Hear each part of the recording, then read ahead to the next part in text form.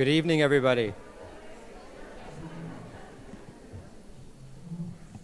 It's the power of just being silent. It's the very last book club of the year. It's crazy saying that because it really is the last book club of the year because it's going to be 2014 just in a few more weeks. And I think we couldn't hit it off any better than with our author featured for tonight, Vincent Lam. You can clap at this point anyway.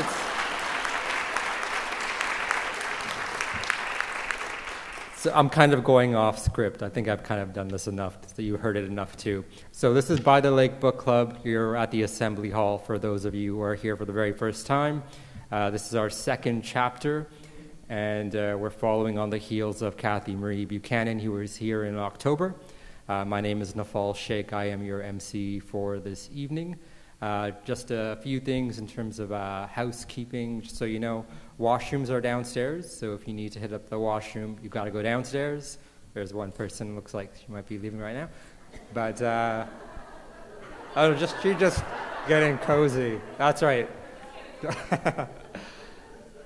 If you have a cell phone, if you can please put that on either a mute or vibrate or turn it off, that would be great as well, too. What else? We've got an art show on downstairs too, and also in the lobby. So if you are going to the washroom, you can also take a peek at the artwork that's on the walls.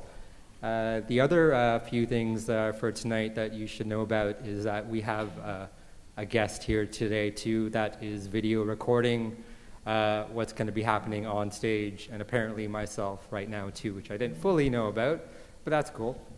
So it will be videographed and also videographed during the Q&A, so just be aware of that as well. So I'm going to pass the mic over now and introduce Antanas Shileka.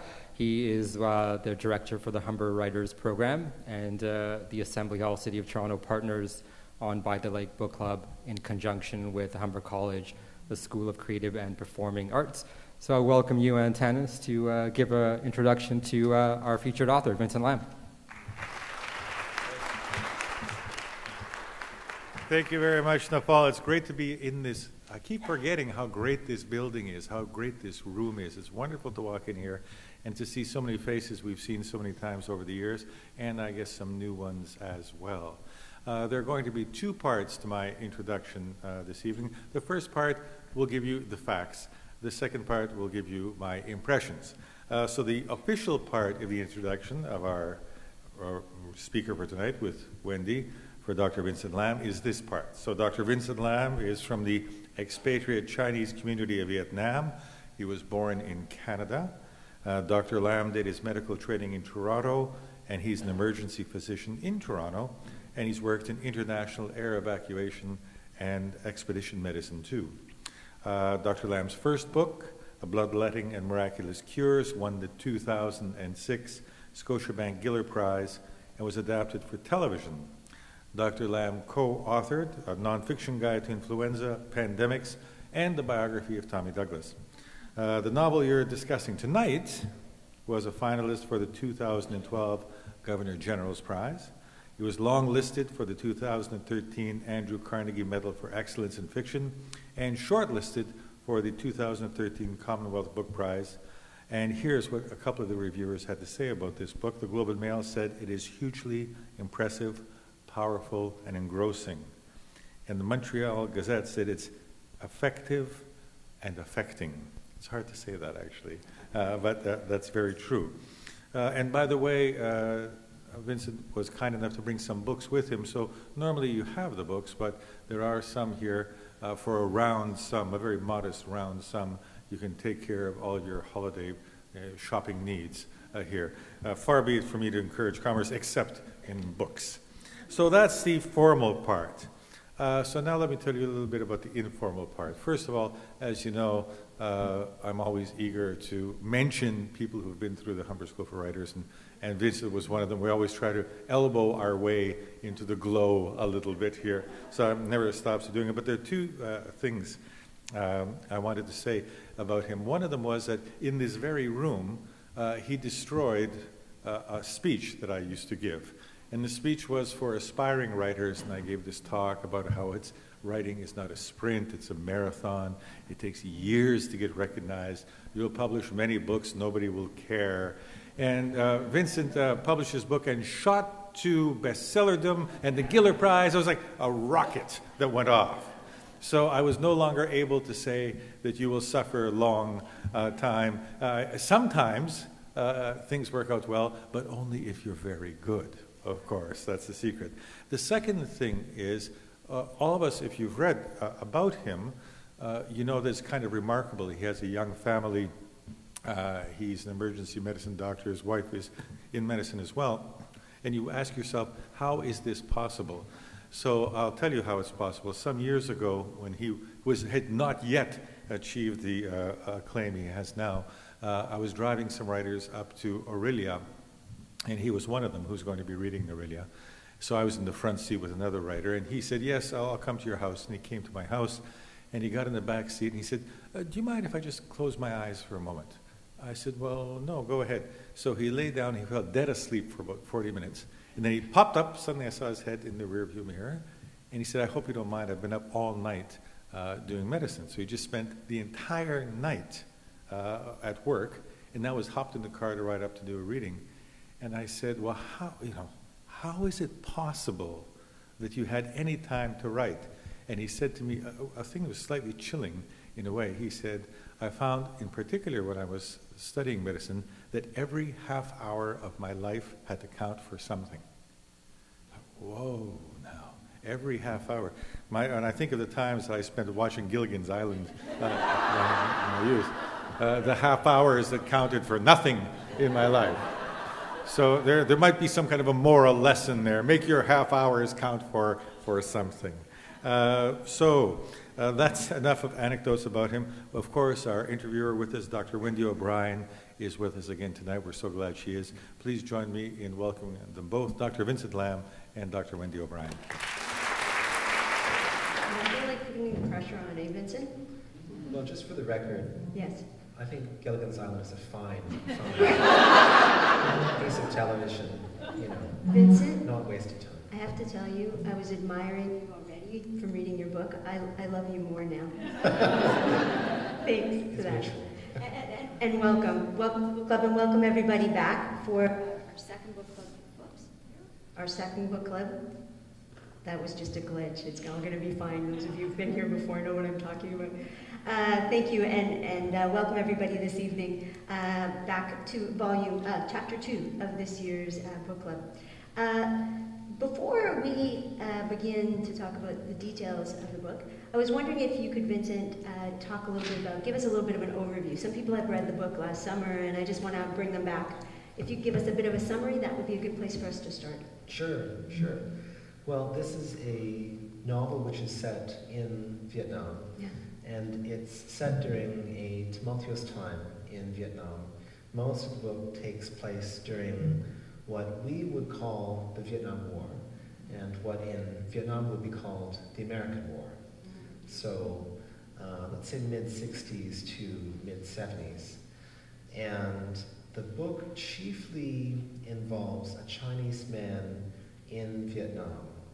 There was at that time a very insular and very distinct, really, Chinese community in Vietnam, much of which existed in a place called Chu Lin, and you'll see it spelled Cholon in the book. And it was in very much, it was in many ways sort of a little crystallized bit of China that had remained in Vietnam, even as the Cultural Revolution and events in China itself were transforming China itself. And so this is where this Chinese man lives in Vietnam, and he is the headmaster of an English school, which of course sounds very responsible and upstanding, and he's quite a good educator, but he also has certain weaknesses. And I think, perhaps not in this order, but his weaknesses are song, women, and wine. That and gambling. Familiar combination. Yes, Yeah. exactly. Not necessarily in that order, as I say. That plus high-stakes gambling.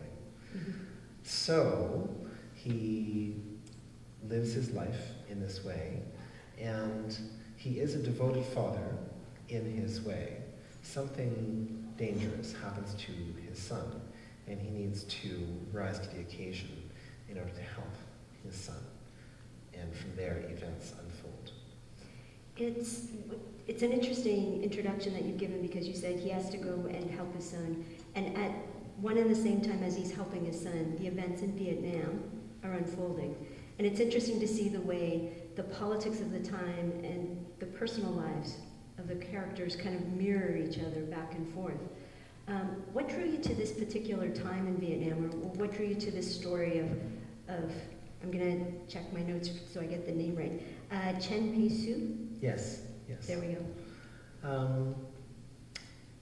Well, I think the instigating interest was really a personal interest. My own family is from the Chinese community that once existed in Vietnam. Mm-hmm. And there are biographical parallels between my own grandfather and this character.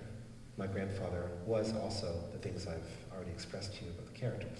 Headmaster at English school, successful in that way, gambler, womanizer.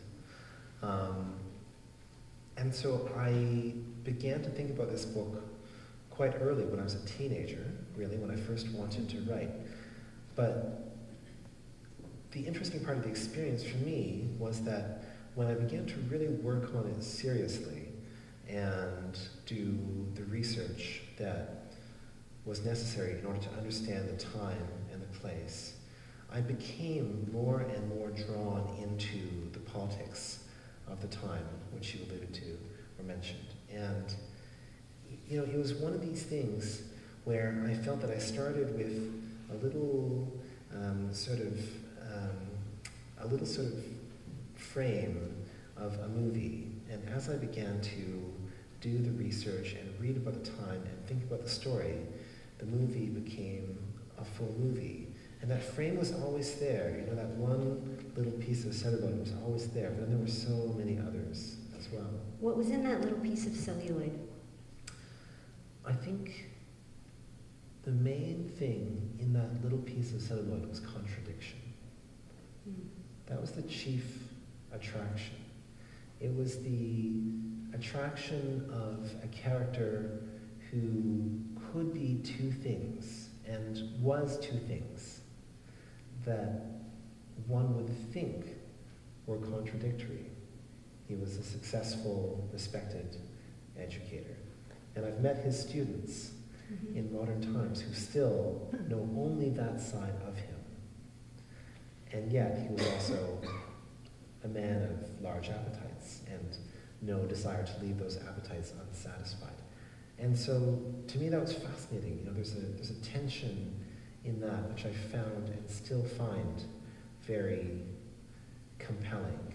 And I think that as I began to read about the conflict in Vietnam and read about the country itself and read about the factions and sub-factions and sub-sub-factions of ethnic groups and religious groups and political groups in Vietnam, I started to understand that certainly the Vietnam of that time and place was also many contradictory things, was also a single place which could mean one thing to, say, an American infantryman in country, as they say, and meanwhile the same place could mean something completely different to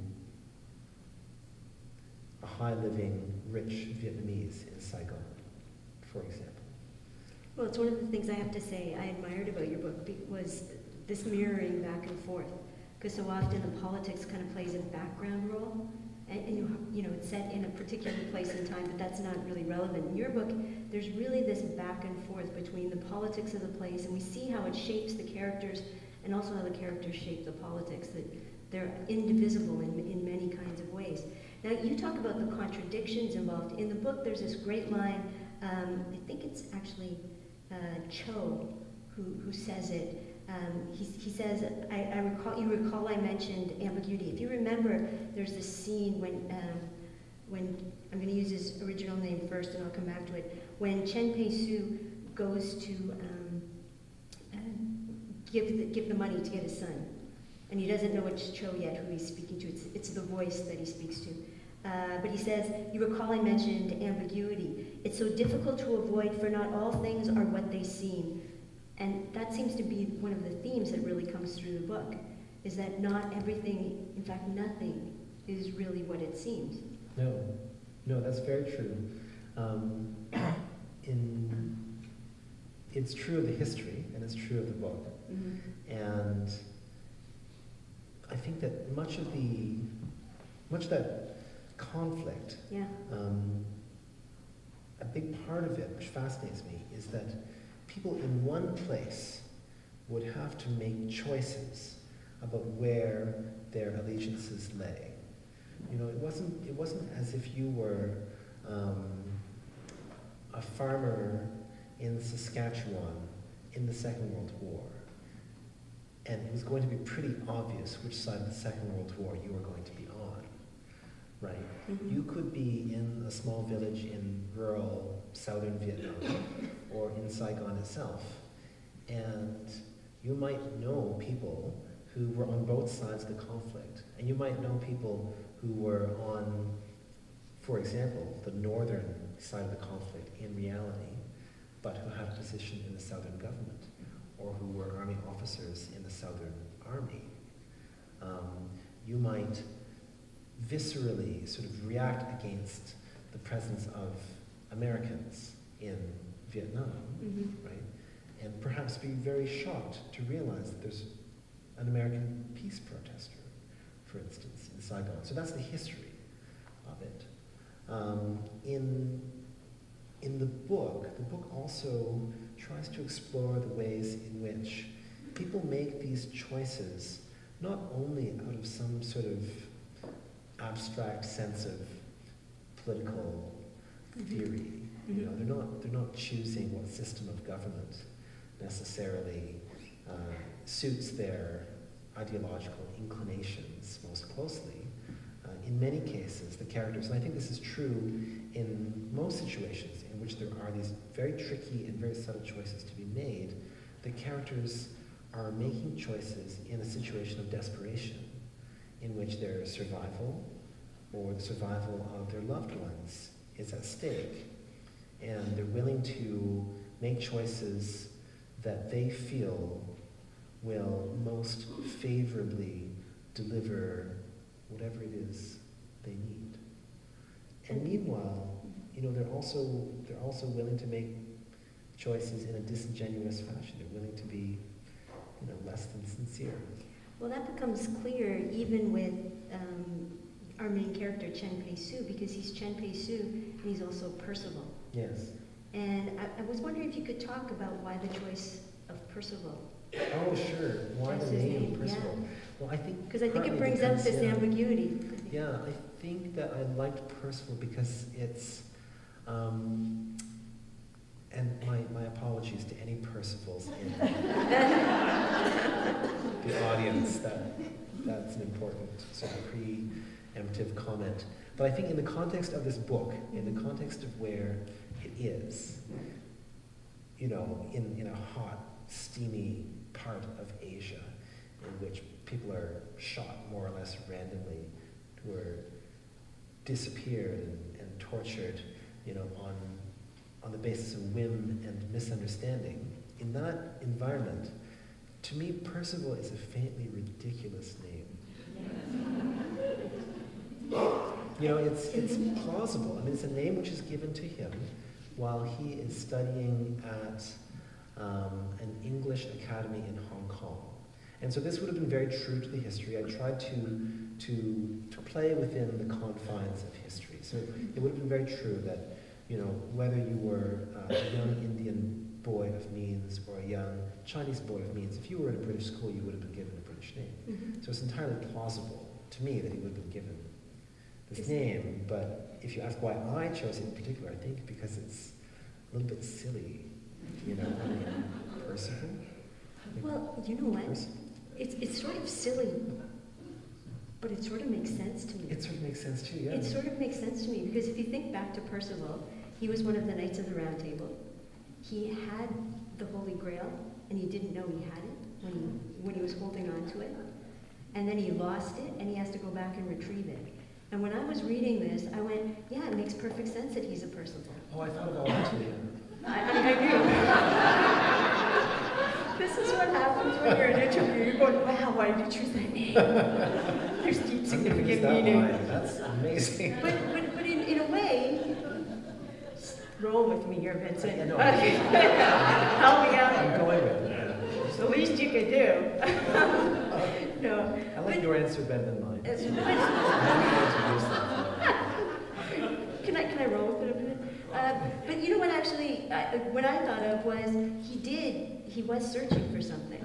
Yes. And there was something from that very first introductory passage where you talk about the charm, where you talk about both wealth and luck as something that the charm holds, but it's very ambiguous right from the beginning, and he sort of has it, but he never knows what he has. He did remind me of Percival going after, the Grail. Yeah. He did remind me of somebody who had something at one time and went on a quest. He went to search for it, except he just doesn't really know what it is he's looking for. That's right. Yeah. So one of the things that he seems to be questing for is he has this idea. Do you remember the opening section in when he reads about the charm, when he says that, well, can you tell us about the charm that opens and actually closes the book? Yeah. Well, the charm, which is a lump of gold that is in its natural state, so it hasn't been shaped or ornamentalized in some way, appears in the first scene. And in this scene, Chen Pei-su, and at this point he doesn't have an English name, Chen Pei-su's father is leaving their small town of Shantao or Santao and is going to seek his fortune in Indochina. And this was a common practice for Chinese men of a certain station. That station being that they couldn't make a good enough living where they were. And so the charm was brought back to China by an ancestor of this family who had gone abroad in a previous generation that had done the same thing and had found his fortune and come back to China successfully. And the token which remained was this lump of gold, this one small, unstruck lump of gold that had not been made into a coin or a charm or anything. And so in this particular scene, Percival's father, Chen Pei-su's father, is about to leave and is putting Chen Pei-su to bed and gives him the charm, gives him the good luck charm. And so Chen Pei-su takes it, he's surprised by it, but then he says, no, you should take it with you, because if the point of you leaving home is to go and make a certain amount of gold and bring it back, then why do you take this? So that you'll be a little bit closer to your goal of having enough money to come back home. And so this is the first scene of the book. And in that scene, when he's talking about the descendants who didn't strike it or mold it into anything, but left it as a lump, he says that it was left that way because one never knows the form wealth takes or how luck arrives. Right. And that just seemed to resonate throughout the book, because he is looking, Percival is on his quest, he's looking for wealth. Yes. And to a great extent, it's how he defines wealth that gets him into so much trouble. It really does. Can you talk about his search for wealth and how he seems to interpret it? Yes. Well, he's very interested in a few things. I mean, apart from the more lascivious concerns, he's we'll talk about lasciviousness in a minute. Oh, okay, good. Don't I'm want to glad it's on your list. Got it covered. Excellent. It's funny with him because he's interested in money, and yet he also has a certain disdain for it. he likes to make money. He takes advantage of the situation that he's in. And the situation that he's in is that he's running a well-regarded English school, the best in Vietnam. And so he parlays this into a special sort of designation where his graduates have an advantage in terms of getting jobs with the American government and American companies, right?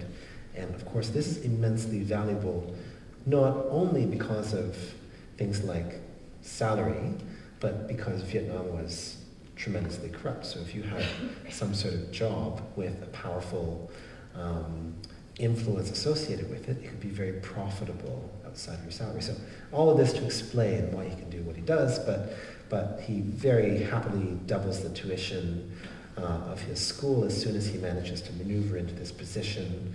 He's quite happy to make lots of money.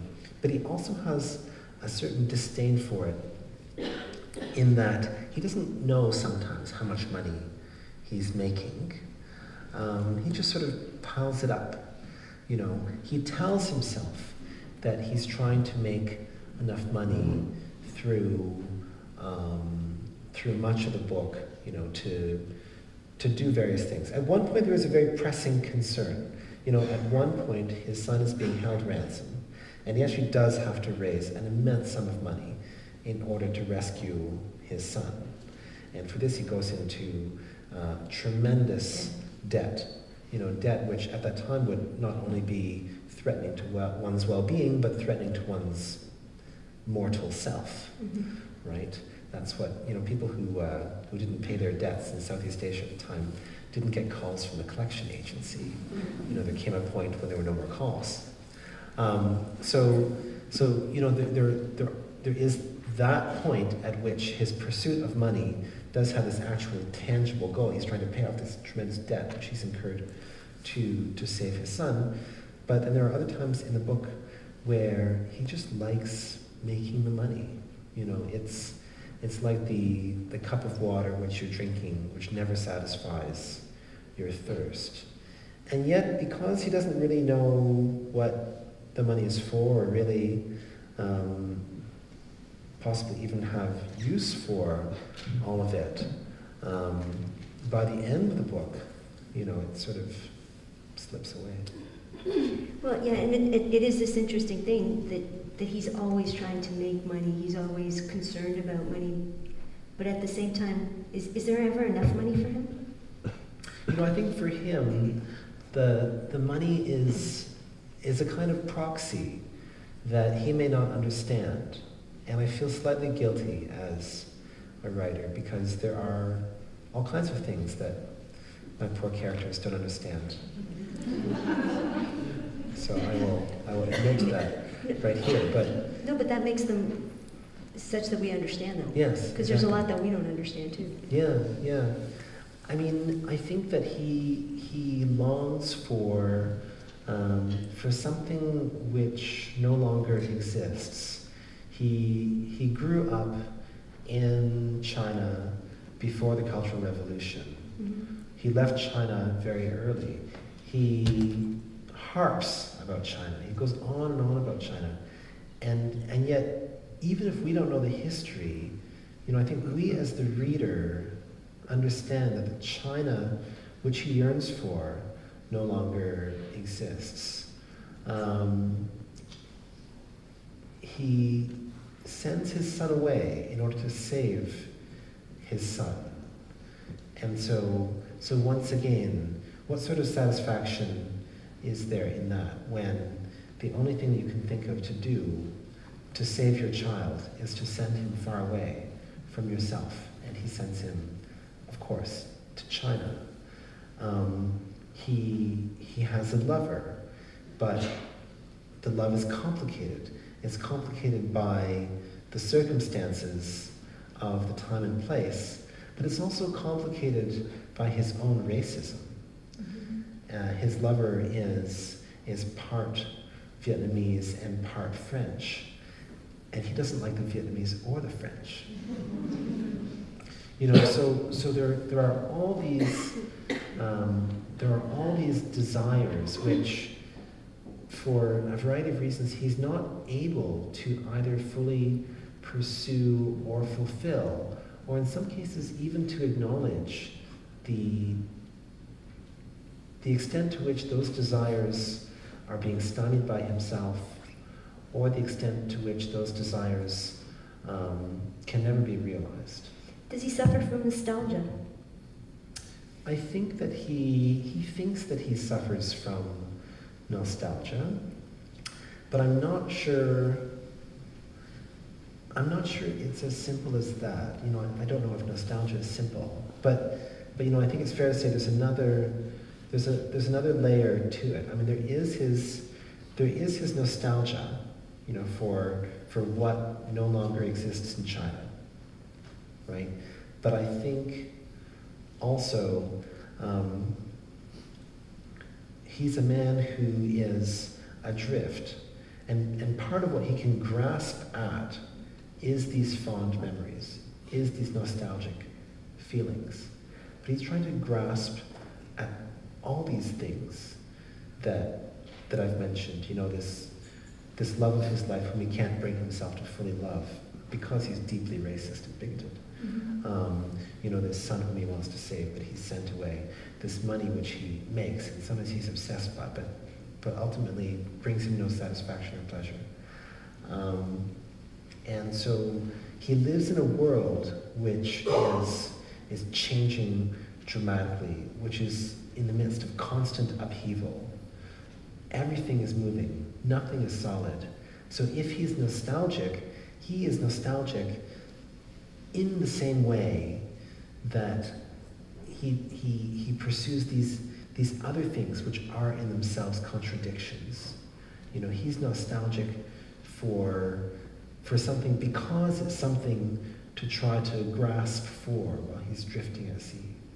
And he does seem to, you know, look for one thing to hold on to throughout the book. Like one Yes. thing that's solid that he can hold on to. And it shifts and it changes. And that's why I said, like, I thought he was questing for, like, something that was real. Something that, you know, a form of wealth that wasn't, what the term is that you use, is it, you know, that he could know. The I form think of that's true. He is questing for something that's real. And I think he's genuine in that. Yeah. But he just doesn't know what it is. One of the other things that he goes looking for in this book, along with, you know, wealth, and with all the contradictions that it entails, is, you know, he goes looking for his son. A large part of the book is him trying to find his son and bring him back home, whatever home is, which is another complicated issue in this book. Is he a good father in that regard, do you think? I think he's a good father. Yeah. And readers of the book might beg to differ. That's why I'm raising it. Yeah. It's a complicated issue because he thinks he's protecting his son. He thinks he's protecting his son when he sends him away, and he thinks he's protecting his son when he tries to bring him back through all the machinations that lead ultimately first to the torture of the son by the Viet Cong, and then later to the re-education through the Chinese. You know, he thinks he's protecting his son. Yes. Boy, it's sounding pretty unfavorable. You noticed. There might be a question mark at the end of that statement. Well, I mean, you know, it's a very central question to the book. Yeah. Is he a good father? Certainly, by any sort of 21st century standard of parenting, it would be hard to call him a good father. You know, is he emotionally close? No.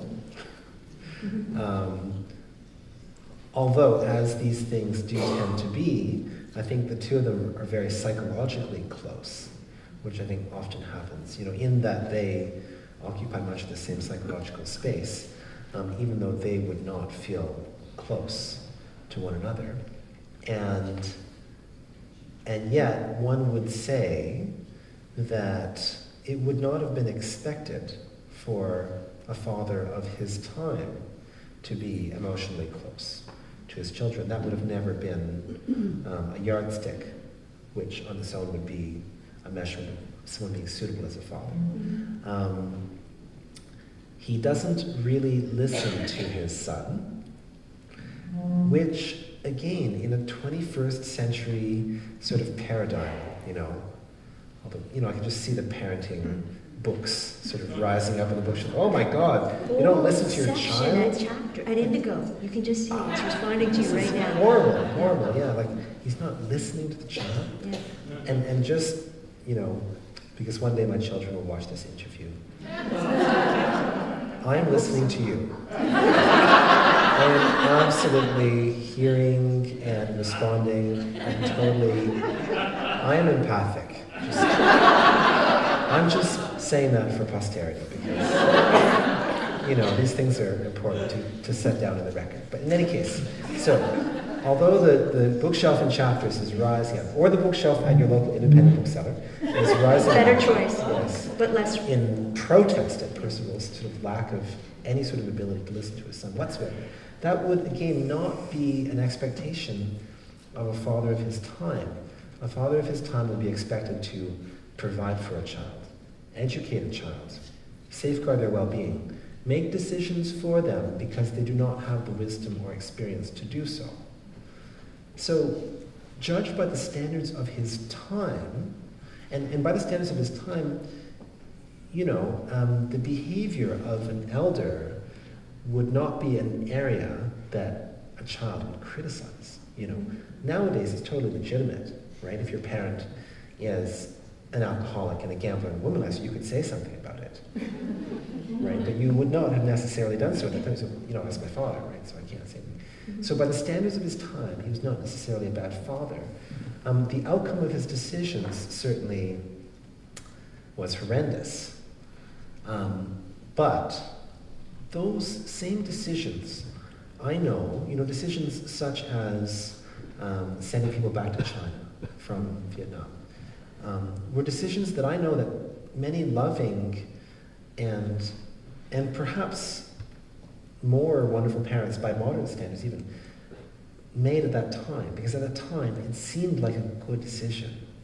And this is part of what's fascinating to me as well, that I know that as I transport myself back through history, through the process of research, I know that I can say from my 21st century viewpoint that it wasn't a very good decision to send a teenager to China in the 1960s. But I actually can also believe that it might have looked like a pretty good decision if you were in Vietnam at a certain point in the 60s. Well, in a strange way, isn't that what every parent does? It's not so unique to the time and the place, but we always, think we're making good judgments, protecting our children. We say we do anything, just like he does. Yeah. We do anything for our children, and we do anything, and we do everything, and still, our outcomes, we screw up. Exactly. It's somehow the nature of what it is to be a parent. Exactly. And so in that sense, I don't think that Percival is worse than that statement. I think that's true of every parent-child relationship in every age. Is that why there's so many repetitions in this book? Because if you look at the fathers and sons, and there's a point where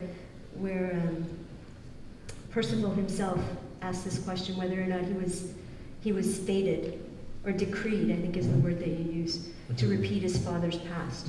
Is that why there's so many repetitions? Because they both go away. They're both sent away. All the sons are sent away. All the sons are drawn back. All the sons deal with addictions of various kinds. Confusing, my God. Yeah, I know. Thanks for this.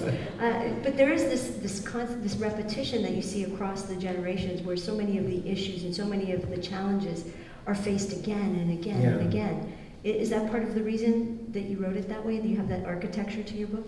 Yes, I think so. I think, many of us don't realize the pattern of our lives or the ways in which those patterns have played out in previous generations already until we're living them ourselves. Because they are deep. They're in, to use your word, the architecture of our psyche and the way we make decisions. and the way we feel about the world, and the way we feel appreciated or not appreciated, celebrated or scorned. And so these things all lead to certain patterns that I think propel us through life until at some point we say, wait a minute, I think that's what my father would have done, or my mother would have done. And here we are. There's a moment when Percival asks whether or not a father could ask forgiveness of a son. And he says, how could he ask forgiveness of his son after discovering that Jacqueline was his lover, his son's lover first? Is that what he needed to do? Can a father ask of a son for forgiveness? Is that in some way a parent's job, do you think? Well, I mean, if you ask me, Vincent Lam, I think yes. But yeah. I think, what is important, or part of what's important there, is to realize the tremendousness of that speculation for a Chinese man who has a traditional worldview. Because in that worldview, everything emanates down from the ancestors, and the authority comes from above and flows down. There are other analogies that people use in terms of things flowing downwards. But the speculation, can a father ask forgiveness of a son, in that context is gigantic. He's questioning the fabric of how this sort of lineage works for himself. I think he is very, very, he would like to, and as you know from having read it, he does not receive a direct opportunity to do so. But I think that in his psyche, he does beg for forgiveness. And it comes too late for him. His son is dead by the time he had the opportunity. One of the heartbreaking elements of the book. He does have this very rigid kind of worldview, and he keeps everything so incredibly compartmentalized. He believes that, he's just in business, and it's just about the money. And he says over and over again that he's not interested in politics. And it seems to be his justification for so much that he does. Can you talk about how he carves up this world? Well, his entire world, I mean, yes, there's money, there's gambling, and there's all kinds of stuff going on, but the entire world that he lives in runs on politics. It's all about influence and power and the deal that exists behind the deal. And that's true to the history of Vietnam at that time. So his rejection of politics is his attempt to sort of float above what he knows, because he's an intelligent man, is the real stuff that makes the wheels turn. But he just doesn't want to know what he knows. No, he doesn't want to know what he knows. Because that's what gets him into so much trouble. But he knows, because he turns that. I mean, despite his desire to not know what he knows, he's actually reasonably capable at surviving in this world. Well, we're talking now towards the great discovery of the big betrayal. The scene with Mac and finding out that while he thought he was staying apolitical and just a businessman, and that business was separated from politics, that he had always already been so much part of it. Of course, And there's that line where Cho tells him, he even gives him a warning, because he's talking about his son. This was after his son, I think, was first taken. And he says that everyone does, or perhaps better to say, everyone's actions have political meanings, whether or not they have political intentions. That's right. That was a brilliant line. But that seems so much what he wants to do, to draw this distinction between political intentions and political meanings. He has no intention, so how could he have meanings? I think that's true in life. I think it's true now. It was true then. He is directly used by a man whom he trusted, who was his right-hand man, his closest friend, Mac. And yet they remain closest friends, really. And it just goes to show that friendship is complicated. So he was directly used, but I think that it's probably true of much of what we do in life, that we are either directly used or indirectly used. And most of what we do does have some sort of place in the political discourse. There may be certain exceptions, such as taking a walk in the woods. Or, And that sort of depends. well, it depends which woods. Exactly. But you're right. Even that. Yeah, I mean, much is politics. And, the thing which fascinated me as I read about Vietnam and the conflict in Vietnam is I could see how completely infused life was by politics because I was reading about it through that lens and with an eye to the history, an eye to the conflict, an eye to the war. And then I also realized that that is true of now. And it's probably been always true that seemingly everyday things are in fact infused with meaning and intention, and much of that is political and also commercial intention, and politics and commerce, of course, intertwined, which we are not very aware of when we live in that environment. It's like you don't notice air when you're breathing it, but it's still very complicated. There's still lots of different things in air. Are we responsible? Is he responsible as a result of that? You have this line where you say, who is innocent and who's guilty, no one is to say. I think that about says it. Such a good line you wrote. But it's a tricky one because, I don't know, as I was reading, I really wanted to condemn him at points. I wanted to say, he should have known about Mac. No. Yeah. He should have known, he shouldn't have taken his job so lightly. Yeah. And it's almost as if a failure to judge him and just say, well, no one can say, is almost for us to take a step back from our political responsibilities.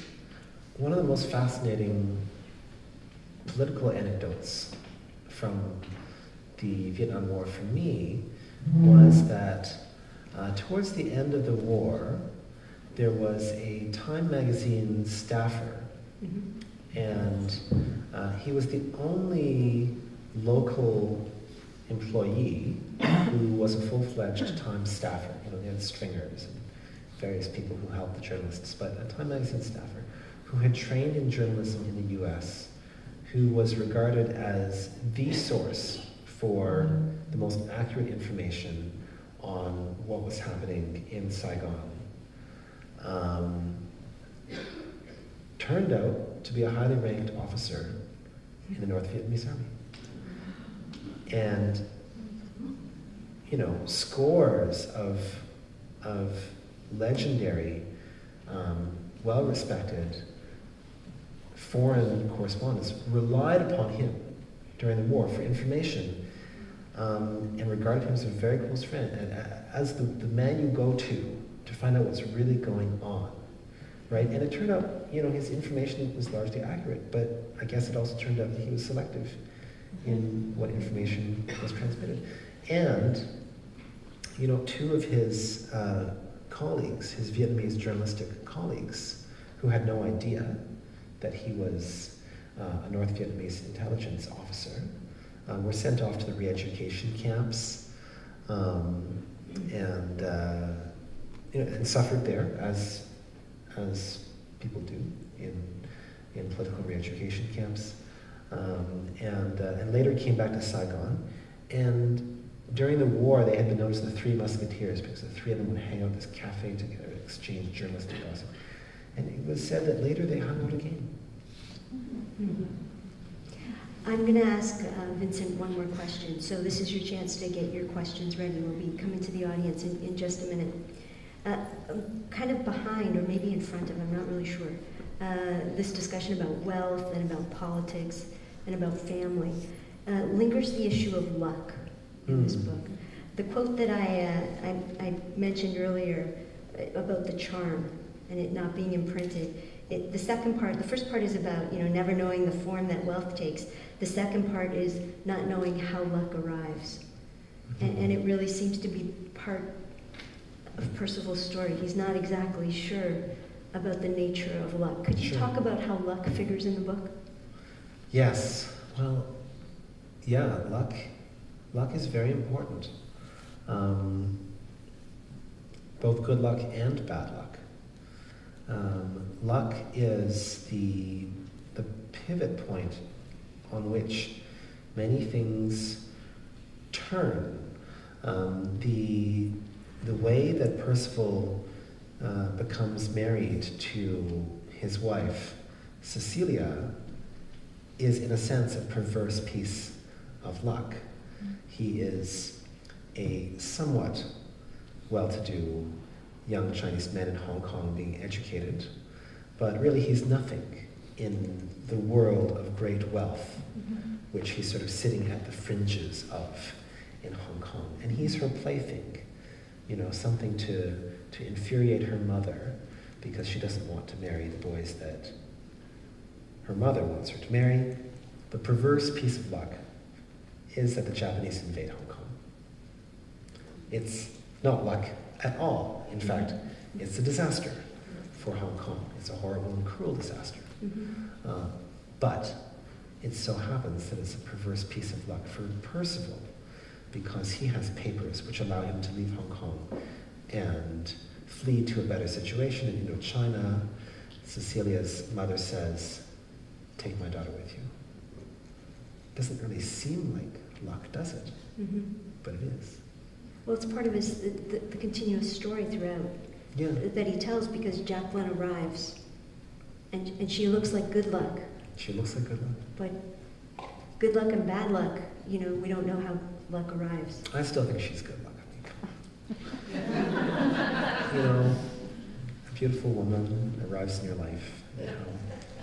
How can I possibly... Beautiful woman that you want at a mahjong table. Well, you see, there's luck, right? There's luck, exactly. He could have lost that game of mahjong where he won this beautiful woman, and that would have been a disaster, right? So it's but it is this back and forth about it's luck. again that pivot point. If you sort of consider the outcomes at that point, where he's in this high-stakes mahjong game, he's ransomed everything. He's probably going to get killed if he doesn't pay off his debts. And what does he do? He takes all this money and goes and throws it on the table and is on the verge of losing it. Right? So what's the worst bad luck outcome here? He could have lost that money, and then we wouldn't have the rest of the book because he probably would have been dead on the next page, and that is a horrible outcome for a novelist when you're that would be very unlucky for me if my character was dead. Well, lots of people bring them back to life, resurrected. Or you win that dream. pot of mahjong, which includes an incredibly beautiful woman. I mean, this can't be bad, really. But if you read it, you can decide for yourselves. I'm going to sneak in one other question. Be ready with yours in just a minute. There's a point where he reflects on the telling of his own life story, the telling and the retelling of his own life story. And he said, when he first told his life story about being in China to Dai-Jai. Thank you, Dai-Jai. It was a morality tale. Yes. And then when he told it later to Jacqueline, it became kind of wistfulness, kind of nostalgia. Mm. And then when he tells it finally to his grandson, who he thinks is his son, it becomes a fairy tale. When you tell us the story, what did it become for you? I think as I wrote it, it became something like a kaleidoscope. Where again I started with an image, and that image was always true and remained true. But if you imagine you turn a kaleidoscope, it's those same little bits sort of reorienting and making new patterns and having new meaning. And that's what the book became for me. As wealth becomes a lack of wealth, and luck becomes not so much luck, or the other way around. Or the other way around. It's now time for us to turn the lights on so I can see you. And you have a chance to ask Vincent questions about the Headmaster's wager. I have a question right there, Susan. Hi, good evening. I think I'm right there. Hey, I guess the question I was wondering about is because it's a biographical about your grandfather. Do you know what? Can we wait 1 second just so that we can give you a microphone and we can hear? Thank you. Because it's biographical about your grandfather, I was wondering how the reaction would be in the family about him in a kind of unpleasant light, I guess. Sure. The question is, to do with family reaction in light of it being a biography. And it's probably important for me to clarify that the extent to which there is a linkage is really confined to what I mentioned at the beginning of the interview, these particular circumstances which are shared by the protagonist and my actual grandfather, that they were the headmaster. I guess I should speak in plural because I'm speaking about both of them. They were headmasters of famous and successful English schools, and they had certain weaknesses. But apart from that, in fact, I found it necessary to really deliberately veer away from the actual life of my grandfather. And so it turns out to not be biography. There's just that link, sort of like a stitching, holding two pieces of cloth, maybe. But the thing that I found is that I did start to write using things that had actually happened as a basis. And I found that it wasn't really workable for me as a writer because I couldn't get sufficiently far enough from the reality to fully imagine things that were based upon reality. So I ended up having to really quite deliberately divorce myself from the actual life of my grandfather in order to write fiction. So it is fiction. And so to answer your other question, how does that square with my family's reaction? And so that simplifies things in many ways because anyone in my family who reads the book immediately knows that it's fiction and immediately understands that it exists in a particular time and place, but is not about the people in our family. Another quick question, if you don't mind. Just I noticed that there's a fair amount of, I would almost call reverse foreshadowing. You talked about that one time where he won the money, he was almost going to give it away. I was getting so worried, and then nothing happened. I just that usually you see quite a bit of foreshadowing, something bad always happens. Is that done purposely? Sure. So the question is about the notion of reverse foreshadowing, and so if I understand correctly, you're wondering why some bad things that you might think are going to happen don't happen. And I think it's true to the environment. I think that it was a time and place where lots of bad things could happen, but they didn't all happen. And also, it was a time and place in which fear of certain outcomes would motivate the decisions that people made. And so, more than anything else, those things are part of what inhabits the character's sense of concern and anxiety, such that it motivates certain decisions. Another question for Vincent. Right at the back, we have a question. Hi, good evening. Hi. I really found the ending of the book quite poignant and very suspenseful and really very positive. But I've been left wondering, how do you see Percival expanding beyond that? How do you see him growing as an individual? I'm assuming he makes it, but I want to know, how does he change with this? does he get back with his family? How is his person changed as a result of Right. these various Right. I think the question is, what happens next? But if I say it like that, then you can say, oh, that's up to you to decide, and I'm not going to let you. No, it's. I take that question as one of the highest possible compliments, because I know that I, as a reader, when I really am taken in by a book, I sort of imagine this life for the characters, and I imagine all sorts of things beyond and outside of what is literally on the pages. So the reason I take that as a high compliment is that I infer that your imagination is going there as well. So thank you. As a reader, I also enjoy endings which are open-ended and which are ambiguous, because it gives me the freedom to do that imagining thing. And so it was a deliberate choice to do that. I do imagine a future for these characters,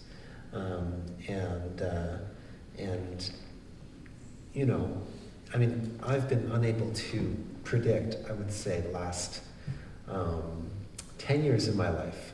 So I would certainly not be so bold as to predict whether or not these characters will appear in pages within the next 10 years. But I would also not say that it's out of the question. Can I just follow up with that? Sure. Do the characters linger in your imagination? Yes, the characters certainly linger. Who? They all do, actually. All the principal characters. I got to know them really, really well. I spent a lot of time with them. Mm-hmm. And it's funny, towards the end of the process, I worked quite intensively on this book for about 5 years. Lots of drafting, lots of rewriting and editing. And towards the end of it, my editor and I would get together for lunch, and our lunch without fail would be pho at a local Vietnamese restaurant. Mm-hmm. And we would talk about the characters. And we were doing editorial work, but really it was just kind of like we were gossiping about friends. Just like when you go for lunch and talk about people whom you know. It's like, oh, why did he do that? Or, gee, should she do this or that? Or, and that's how it felt. And it still does feel like that. It still feels like they are another set of people whom I know in this other life that I have inside that book. Hard to leave them behind? Yes, it is hard to leave them behind. Yeah, I really felt a sense of loss, actually, when I finished working on the book. I had lived with them for a long time. I had spent, a lot of mental time in their world and with them. And to sort of sign off on the last copy edit, and then the last proofread, and then, and then the first pages. And, all of that is technical stuff. Mm-hmm. But to draw to a close of the project and sort of say, okay, bye for now, was really done with a sense of loss and some loneliness. Yeah, a bit of nostalgia even, since we've used that word. Mm-hmm. More questions from the audience. I have somebody right there. Yes, excuse me. You're talking when you're writing a book. Do you plot out the storyline beforehand, or do you allow the book to write itself? The question is, do I plot out a book, or do I allow it to write itself? I would say neither. I would say that I certainly wish I could plot out books, and I'm told that some people do, and that it's a good thing to do. My methodology is usually to write about 50 or 60 pages, and then to decide, oh no, never mind, and just forget about that. So, I have no less than about 1,000 pages, which are written and put aside on this book. So it's, in a way, tremendously inefficient, but at least on this book, I felt it was necessary. I felt it was necessary to sort of explore the corners of characters' lives. I've written the childhoods of most of the characters. And so I thought it was important to explore their lives in order to understand their lives and understand them as people. And from that, plot grows. And I was very surprised by most of the significant plot turns in the novel. By the time I came to them, they felt like they were the only possible right things to happen. But they surprised me. I hadn't sort of sat down to say, okay, put this here, put this there. And I thought, wow, you're going to do what? I guess that's what you have to do. Can you give us an example of something that really surprised you that one of the characters did? Well, I mean, the central sort of, I know that everyone here has read. They've read it, so go for it. Just say it out loud. Yeah. But, spoiler alert if you're watching this on the internet, interweb, or whatever that thing is. So I mean, the central thing where there is this whole sort of erotic and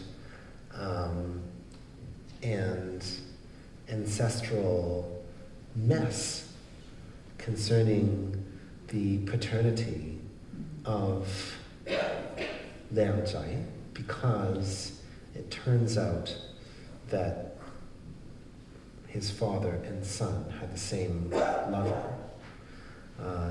That sort of shocked me.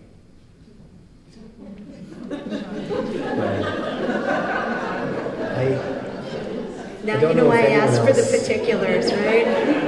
I'm not sure if that would shock anyone else. I've watched a lot of The Young and the Restless, Yeah, see, I don't keep up with popular culture. I would not have been so shocked. Right? I know, actually, I was. I remember because you just had that beautiful image of him walking with this. Do you remember this? The slim girl that he was walking with, and then here it is. Yeah, it's Jacqueline. It just kind of was a sucker punch. I know, for me too. Yeah, isn't that great? That's exactly how it felt. Whoa. And you had to keep your fingers going right at the same time. Where'd that come from? That's what you people are up to. You're the characters. Far be it from me to differ. But on the writing itself, things, it's funny, books, as it turns out, don't write themselves. They really don't, at least not in my experience. So although, I think it's kind of like, it's kind of like pushing a ball along. You get it going, and then it sort of requires a certain momentum. You probably still have to push it, but it acquires prerogatives and issues of its own. But I've always found it's a lot of work, actually, to write things. But it is compelling work, and it's work that I find very satisfying. There's a question down here. If we have I was wondering, you're an ER doctor. If you can wait 1 second just so we can all hear. Thank you. As an ER doctor and an author, do your two worlds complement each other? Or is writing a relaxing, although I'm sure it's not always relaxing, but release from the intensity of working in ER? Right. The question is, does my medical work and writing do they complement one another? And does writing serve as sort of a release or a relaxation from medical work? And really it's actually sort of the opposite. I find that medicine really provides me with a tremendous respite from writing. How do your fake patients feel about this? I haven't asked. I don't think you should. No, I mean, No, the but funny it's an thing, interesting, it's yeah. not what you would expect. Right. I mean, they do complement one another, and the kinds of challenges and the kinds of challenges they present and the kinds of energy they require are different. So in that sense, they're complementary, and certainly the dynamic with medicine is that other problems from the world outside myself are brought to me and become issues for me to deal with, and then I employ a certain skill set in order to deal with those issues. And then the paradigm for writing is actually totally different, because the paradigm for writing is there's actually no particular problem to start with, quite honestly. Like there's nothing wrong with the world, right? The page is blank and it looks just fine. Right? It's when you try to put something on the page that you realize what a mess you can make of it. You know, so writing a paradigm is totally different. The reason that I say that at this stage medicine sort of provides a respite is not to diminish the difficulty or the importance of medicine at all. And I would certainly say that learning to be a physician was certainly as challenging as writing a book. But the difference, I think, is that once you go through the training process of medicine, the work remains very important, and the work remains very serious and very immediate. But you have a greater store of experience, a greater store of comparables in terms of previous cases, and you've just practiced it more and more. And although you've practiced it more and more, the range of problems remains relatively constant, and the frequency with which new problems present themselves to your attention, meaning problems that you've never experienced before, diminishes quite a bit. So basically in medicine, with experience, you actually get more comfortable with it, right? And it's also tremendously gratifying because people have problems and you can help them with those problems in a really immediate sort of way, and that's really very, very satisfying. And then the difference with writing is, and if you ask me this question in 20 years, maybe I'll tell you that writing is a piece of cake, but I doubt it. And the reason I doubt it is that with me, part of the interest in writing is the desire to do something new, is the desire to explore territory that has not necessarily been explored in the conversation about that topic or that time and place. And it's also a desire to explore territory within myself that hasn't yet been explored. So if I was writing, if someone told me to write a book just like Bloodletting and Miraculous Cures, or write another book just like The Headmaster's Wager, there would be no attraction in that whatsoever, because it would be completely antithetical to the whole point of doing it, right? So to me, by definition, writing a book always has to be like going to medical school again. It always has to be learning something new and challenging oneself again to push further. Otherwise, why would I do it? Is there the trial and error involved in it as well? Oh, there's a lot of trial and error. Yeah, it's a lot of trial and error. You'll be happy to know that in medicine, what we call that is research and the body of knowledge. I feel so much better now. Yes.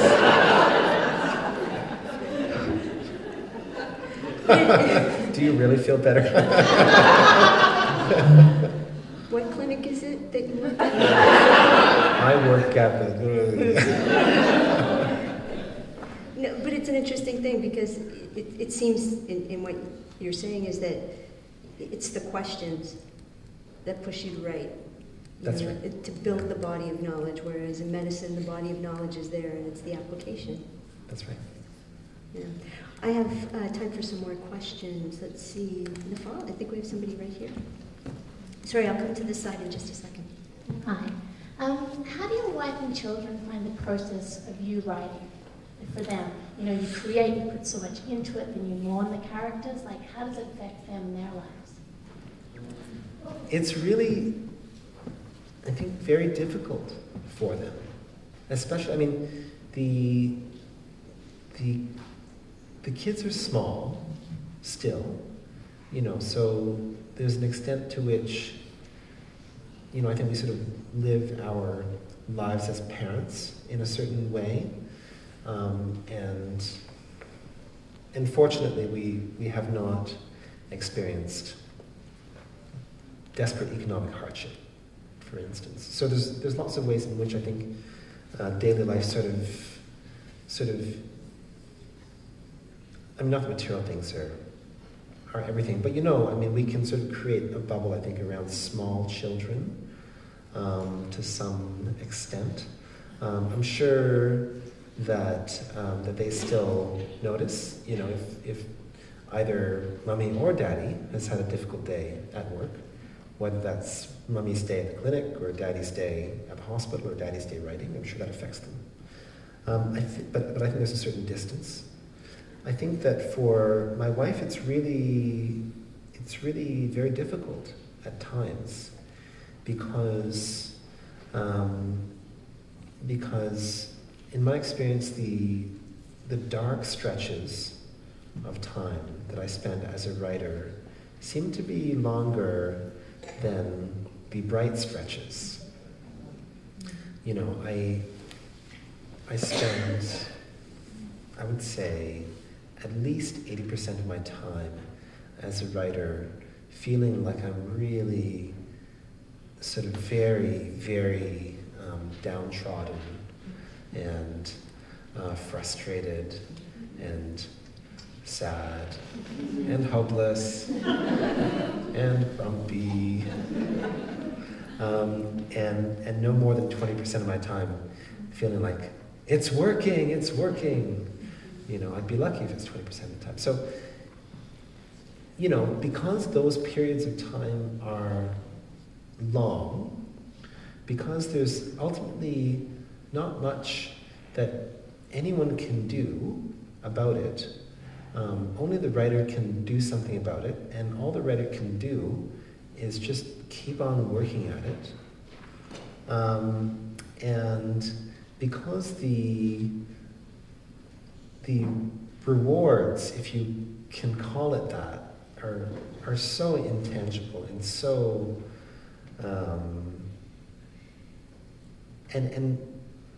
and in those dark places in the work actually feel totally irrelevant. I think that it's really, really hard for the partner of a writer. My wife is fantastic. This is on film, you know. There you go. She knows that. You are fantastic. Well, before we say a formal thank you to Vincent, you know, I've been really caught by this notion of a kaleidoscope. Was that not a beautiful image of what writers do? And so I have to thank you so much for this interview tonight and for giving us a kaleidoscope kind of view of the characters in the book, you know, their challenges and their contradictions, with the hope that, you know, we can take a kaleidoscope view of our own lives as well. So please join me in thanking you.